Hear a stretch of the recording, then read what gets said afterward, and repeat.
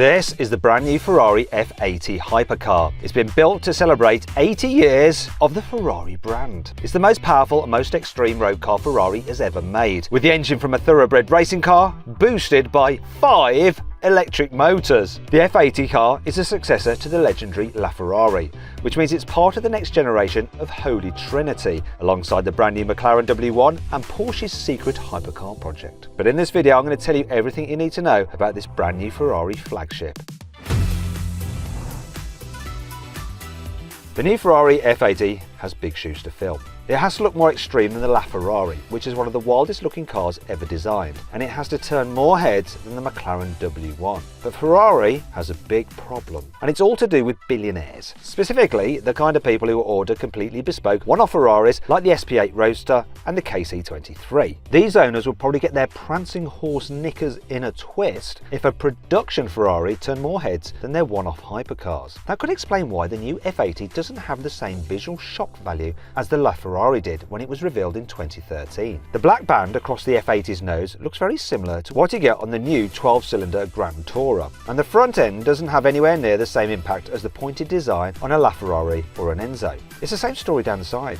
Sure, the 20-inch and 21-inch carbon wheels look great, especially with this two-tone finish, but the car silhouette looks a bit tame for a hypercar, even though the roof is 5 centimeters lower than the one on the LaFerrari. There are some cool aerodynamic details if you look closely though, like the fins behind the side windows and the heavily contoured side skirts. But the back reminds me of an SP3 Daytona, just without the cool retro influences. The rear wing is much bigger than on any Ferrari since the F50, so at least that does scream hypercar! But even the wing has a pretty conventional design, and it certainly doesn't have the same gymnastic abilities as McLaren's long tail wing on the W1. But do you agree with me, or do you think I'm talking nonsense? Let me know what you think of the look of this new Ferrari hypercar. If you thought the F80's bodywork was divisive, wait until you hear about the engine, because it's going to make some people very angry. Since the F50, every Ferrari built to celebrate the company's anniversary has come with a huge, naturally aspirated V12 engine, but the new F80 has a 3-litre twin-turbo V6 that's based on the one in the 296 GTB. What the hell is even that? But don't stop sharpening your pitchforks yet. This is actually one of the best engines Ferrari has ever made. I absolutely love it, to tell you the truth. And a version of this V6 appeared in the 499p hybrid hypercar, which won the Le Mans 24-hour race twice. That car's engine is limited to 680 horsepower because all sorts of boring rules and regulations just make it so. But the F80's twin-turbo V6 is unlimited by such regulations. It revs to 9,200 RPM, which is the same as the V8 in McLaren's W1, and only 50 RPM shy of LaFerrari's screaming V12. This V6 can handle combustion pressures 20% higher than in the 296, and it comes with electric boosted turbochargers like the AMG 1. These use two powerful motors to instantly spool at the turbos to provide immediate boost even at low revs. But let's cut to the chase. How much power does this car make? Well, the engine alone produces 900 horsepower and 850 newton meters of torque. That's 220 horsepower more than the 499p racing car, and it's 100 horsepower more than the 6.3-litre V12 in the LaFerrari. See, bigger isn't always better.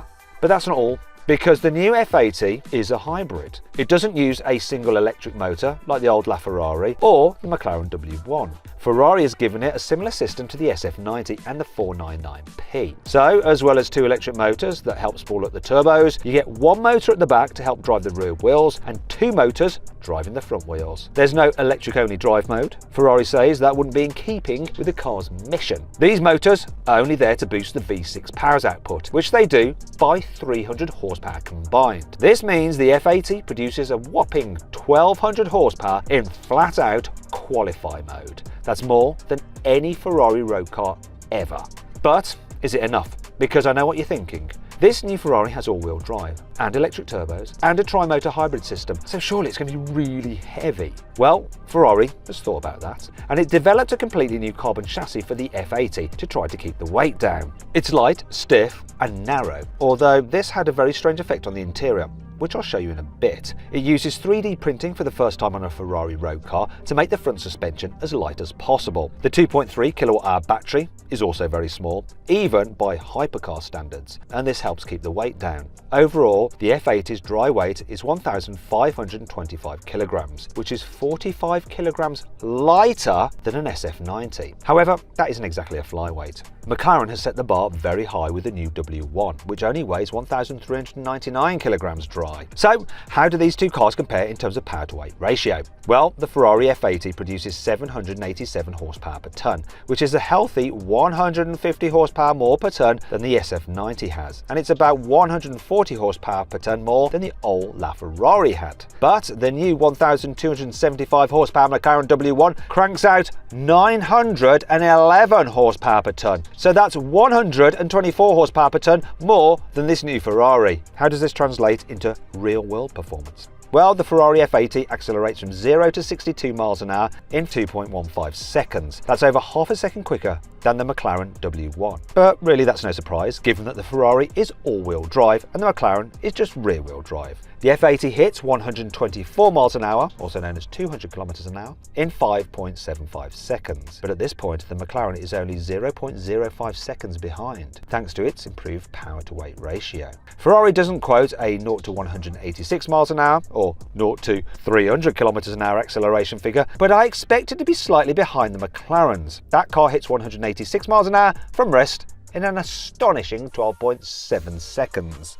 That is quicker than a Bugatti Chiron. Ferrari says the F80 has a top speed of 217 miles an hour, so you wonder why they didn't bother quoting that figure. Is it because they know it's not as good as what the McLaren can do? I believe it probably is. Anyway, the top speed of 217 miles an hour is still impressive, isn't it? It's fast, but it's not exactly headline news these days. Koenigsegg and Hennessy are knocking on the door of 300 miles an hour with their latest hypercars. And General Motors has just cracked 233 miles an hour in a stock Corvette ZR1. Yeehaw! That car costs about a twelfth of the F80's asking price. But more on that a little bit later on. Hypercars often come with unusual seating positions. Take the McLaren W1 and AMG 1 for example. They have fixed seats and adjustable pedals to make sure you sit as low as possible in the chassis for perfect weight distribution. Ferrari has given the F80 an adjustable driver's seat and a fixed passenger seat. What? In fact, the whole passenger side of the cabin has been made narrower and shifted backwards. This means the driver's seat can be moved closer to the centre of the car to give you a better view out.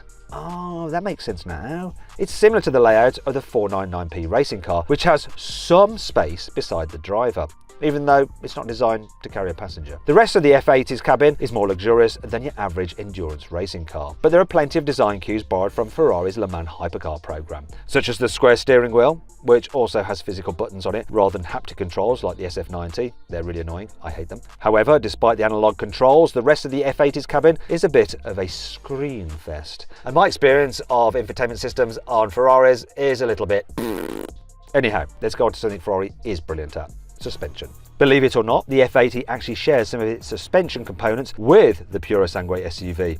Not an SUV, it is an SUV. You see, their active shock absorbers use similar technology. These can adjust the right height of each wheel using electric motors mounted within the dampers. This means the car can lean into bends, preload the suspension to deal with the bumps, and adjust the overall ground clearance without the need for a dedicated axle lift system. Slamming the suspension all the way down also helps enhance the downforce produced by the F80's flat floor and huge rear diffuser. Speaking of which, that diffuser, the Le Mans-inspired front splitter, and the giant rear wing combine to produce 1,000 kilograms of downforce at 155 miles an hour. And that brings us on to how much this new Ferrari F80 will cost. Well, it's going to set you back at the equivalent of £3 million. Ferrari will build 799 of these cars, and every single one has already been sold. Still, how does this compare to McLaren's new hypercar, the W1? Well, that car costs a mere £2 million, and it's even more exclusive than the Ferrari because only 399 will be made. However, just like the F80, that car is also completely sold out. Didn't get your name on the list for either of these hypercars? Well, if the LaFerrari is anything to go by, there might be a convertible, aperta version of the F80 along in a few years' time. If that doesn't float your boat, Porsche is also working on its own hypercar, as previewed by this gorgeous Mission X. The car is just a concept for now, but Porsche set itself some pretty ambitious and specific targets, which suggests it's pretty serious about putting some kind of next-generation hypercar into production. For example, if the Mission X did go into production, Porsche claims it would have a power-to-weight ratio of 1,000 brake horsepower per tonne. That's significantly more than the Ferrari F80 and even more than the featherweight McLaren W1. The Mission X should also produce more downforce than a 911 GT3 RS, and it should be the quickest road-legal car around the Nürburgring Nordschleife. That last goal is particularly ambitious because it would have to beat the record just broken by the AMG 1. That car managed to complete a lap in 6 minutes and 29 seconds. The Mission X concept is a fully electric car. However, Porsche has recently shown its commitment to internal combustion engine in the form of synthetic fuels and this bizarre 6-stroke internal combustion engine that promises more power yet reduced emissions. I wouldn't rule out the possibility that Porsche's re-entry into the Holy Trinity Club could also come with some kind of internal combustion engine. I hope you enjoyed the video. If you did, give it a like. Let me know what you think of it in the comments below. Click on the video windows for some more videos and on the carwow logo to see how much you can save on your next car. Thanks for watching.